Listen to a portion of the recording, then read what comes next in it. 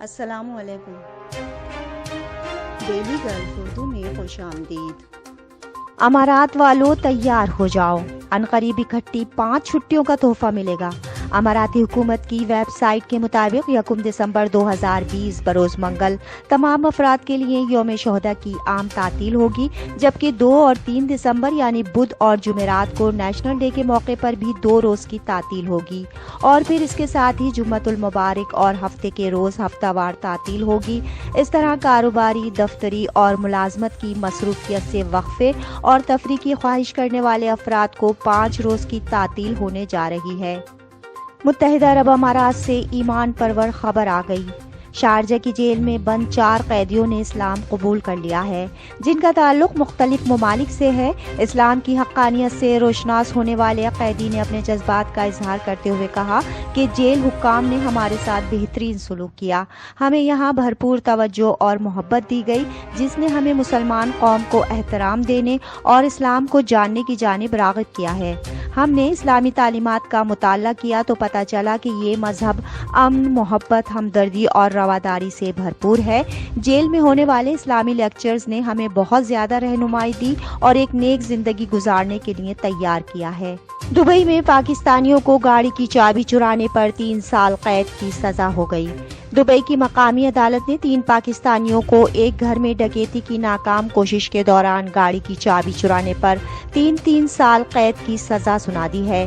استغاثہ کے مطابق ملزمان ایک تاجر کے ولا میں داخل ہو کر لوٹ مار کرنا چاہتے تھے، تاہم ناکامی پر گیٹ پر تعینات گارڈ اور ڈرائیور کی مار پیٹ کرنے کے بعد ان سے قیمتی گاڑی کی چابی لے کر فرار ہو گئے۔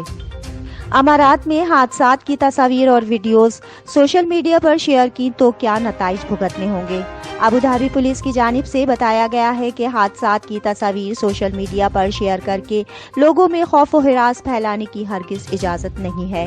تمام لوگ اس طرح کی منفی حرکات سے باز رہیں تاکہ ان کے خلاف قانونی کارروائی نہ ہو۔ اس جرم پر کم از کم 6 ماہ قید ہوگی اور 1.5 لاکھ سے 5 لاکھ درہم کا جرمانہ بھی ہوگا۔ ابوظہبی ایئرپورٹ پر اب مسافروں کو انتظار نہیں کرنا پڑے گا، سمارٹ سسٹم نصب ہو گیا۔ ابوظہبی انٹرنیشنل ایئرپورٹ پر نیا artificial intelligence smart travel system نصب کیا جا رہا ہے، جس کے بعد ایئرپورٹ پر اترنے والے مسافروں کو امیگریشن اور دیگر مراحل پر لگنے والا وقت بہت کم ہو جائے گا اور لمبی قطاروں کی زحمت سے بھی جان چھوٹ جائے گی۔ ساتھ ہی رش لگنے کی جھنجھٹ ختم ہونے پر سماجی فاصلہ اپنانا ممکن ہو پائے گا۔ متحدہ عرب امارات میں کرونا وائرس کے نئے کیسز کا اعلان۔